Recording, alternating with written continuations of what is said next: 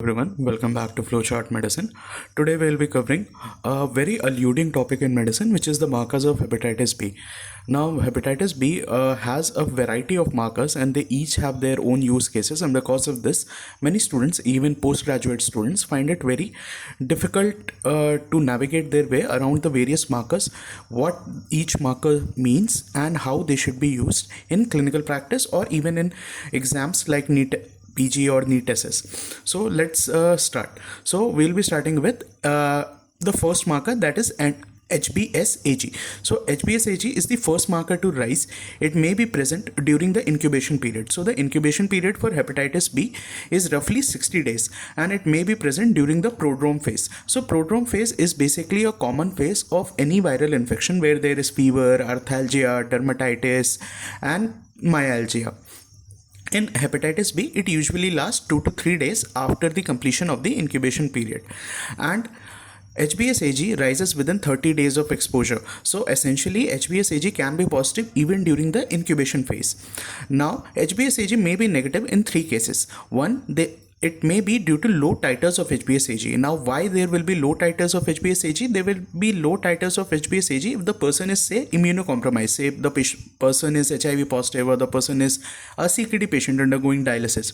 Or there can be S gene mutation, A gene mutation, or the vaccine escape variant. So what exactly is this? So HBsAg is encoded by the gene S gene. If there is a mutation in this gene, then of course HBsAg cannot be expressed, and because of this, when we screen the patient, we realize, okay, the patient is not having HBsAg, and we label the patient as virtually free from hepatitis B. But if there is a S gene mutation or A gene mutation or surface gene mutation, which are basically all the same things, then the person can have hepatitis B and be HBsAg negative. This variant of hepatitis B is known as the vaccine escape variant. Or there can be window period. So what exactly is window period? In window period, the HBsAg antigen is getting phased out and the body is coming up with anti-HBs antibody, which basically eliminates the HBsAg. So if during the window period between the acute and the chronic phase, sometimes HBsAg may be negative and the anti-HBs titers may not be enough to detect chronic hepatitis B. Now the next marker is HBeAg. Now this mostly rises along with HBsAg, and if HBeAg is present, then there can be two scenarios. If it is present, if it is absent, then it indicates if it is present, then it indicates high infectivity, high replication. But however, it is more important to note that when HBeAg is negative, then we need to be more vigilant. Why? Because if HBeAg is negative, then it can either indicate a low infectivity, low replication viral infection, or HBeAg can be negative due to precore C mutation. What exactly is precore C? Precore C gene is the one that encodes HBeAg. So if there is precore C gene mutation, then patient will not have HBeAg titers, and when we test for HBeAg, it will come negative. But this is a very problematic thing because the patients with precore C mutation and HBeAg negative due to precore C mutation have increased risk for cirrhosis, HCC and B of the high infectivity variant. So most of our treatment guidelines earlier were based on HBeAg, and now they have been modified to even cover this precore C mutation, which we will cover later. Now the third marker is anti-HBc IgM. Now what exactly is anti-HBc IgM? Basically anti-HBc IgM is the antibody against the core antigen. Now the core antigen, because it is intracellular, it cannot be used as a marker, so we use the antibody against it. It rises within 2 to 3 weeks of rising HBsAg and HBeAg. Initially anti-HBc IgM is positive, and over a period of time, let's say 6 months, anti-HBc IgG is positive. Now anti-HBc IgM is the best marker for acute hepatitis B. The reason is that even if HBeAg is negative due to precore C mutation, or if HBsAg is negative due to low titers due to immunosuppression, S gene mutation, or even in the window period, anti-HBc IgM will always be positive. Hence it is the best marker, because even in case of mutation, it will always be positive. So to summarize, what exactly are the markers of acute hepatitis? HBsAg, HBeAg and anti-HBc IgM. Okay. In hepatitis B, after the acute infection, 99 to 95% of the cases recover.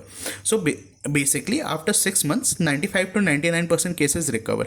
In these patients, HBsAg will be negative, anti-HBs will be positive, and anti-HBsIgg will be positive. Now, what will happen is, over a period of time, say years to months, this anti-HBs titers will fall, and the patient will only be having anti-HBc IgG positivity. So this we must also keep in mind, that if your patient is anti-HBc IgG positive, then there is a possibility that he or she is having recovered hepatitis B infection. Now, what exactly happens when the patient is having chronic hepatitis? So in 1 to 5% of cases, after acute hepatitis, patient develops chronic hepatitis B, or even if HBsAg is found out positive incidentally on screening. So many times patient is undergoing a surgical procedure and we do the viral markers, and it turns out that he or she is having HBsAg positive. In that case, the patient will be HBsAg positive and anti-HBc IgG will be positive. So the patient is definitely having chronic hepatitis B. But now we have to determine whether he or she is just a carrier or he or she needs actual treatment. So if there is low infectivity and low evidence of replication, then we treat the patient as a carrier.